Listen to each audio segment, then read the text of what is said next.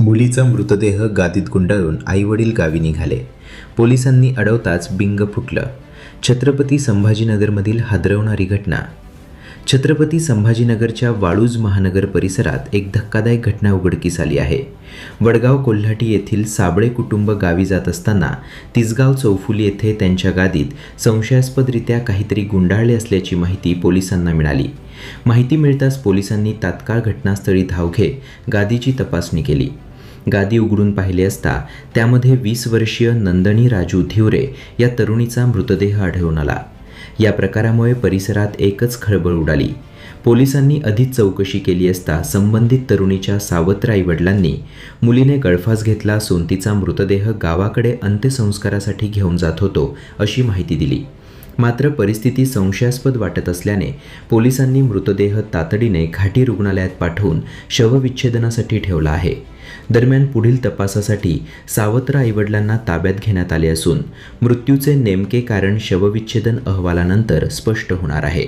आम्हाला घरातील साहित्य गावी न्यायचं आहे म्हणत वडगावपासून तिसगाव चौफुलीपर्यंत रिक्षा भाड्याने केली. रिक्षा चालकाने ड्रम, कपडे व इतर साहित्याबरोबर एका गादीमध्ये काहीतरी गुंडाळलेलं असल्यास दिसलं. सामान भरताना त्याच्या लक्षात आलं. त्याने त्यांना तिसगाव चौफुली येथे सोडताच 112ला फोन करून सांगितले की त्या गादीमध्ये गुंडाळून ठेवलेले साहित्य आहे, त्यात काही संशयास्पद आहे. पोलिसांनी तिसगाव चौफुली येथे चौकशी केली असता पुढील घटना उघड झाली. त्यावेळी त्यांना काही घरगुती वापराचे सामान आढळले, पण गादी पाहिली असता त्यात कुणीतरी गुंडाळल्याचे त्यांना आढळून आले. त्यात 20 वर्षीय तरुणी गुंडाळलेल्या अवस्थेत आढळली. पोलीसही हा प्रकार पाहून चक्रावून गेले.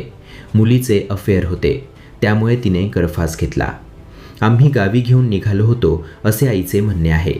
हा प्रकार आत्महत्येचा आहे की घातपाताचा याचा तपास आता वाळूज MIDC पोलीस करत आहेत. पोलिसांनी मुलीच्या वडिलांना आणि सावत्र आईला चौकशीसाठी ताब्यात घेतले आहे. पोलिसांनी या प्रकरणी संशयास्पद मृत्यूची नोंद केली आहे. शवविच्छेदन अहवाल आल्यानंतर 20 वर्षीय तरुणीच्या मृत्यूचे नेमके कारण समोर येईल. पण सध्या तरी या घटनेवरून अनेक तर्कवितर्कांना उधाण आले आहे.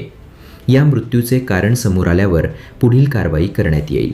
वाळूज MIDC वाळूज पोलीस स्टेशनच्या हद्दीमध्ये एक काल रोजी 103-238-35 BNS प्रमाणे गुन्हा दाखल आहे. मर्डरचा हा गुन्हा आहे.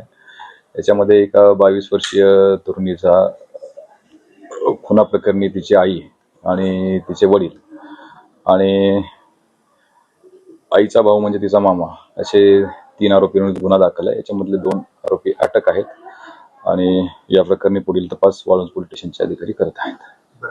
घटना कशी घडली होती सर? घटना बघा, वाळूज पोलीस स्टेशनच्या हद्दीमध्ये जे घटनास्थळ आहे वडगाव कोल्हाटी परिसरामध्ये, त्या ठिकाणी एक कुटुंब राहत होतं.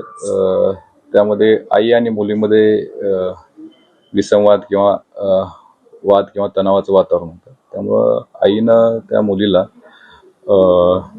पाईपच्या साहाय्याने गळा ओढून तिची हत्या केली आणि त्यानंतर ते प्रेताची विल्हेवाट लावण्यासाठी म्हणून ते प्रेत एका रिक्षामध्ये घेऊन जात होते. दरम्यानच्या कालावधीमध्ये डायल 112ला फोन आला. तत्काळ त्या ठिकाणी अंमलदार पोहोचले.